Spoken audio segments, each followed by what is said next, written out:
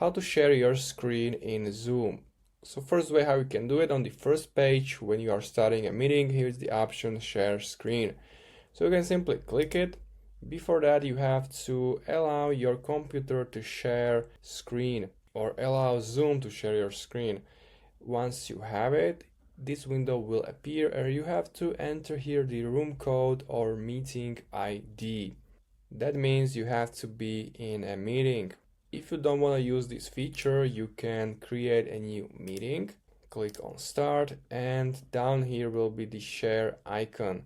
You can click it here and share your screen here and choose which type of share screening you want. You have multiple options here, multiple layers.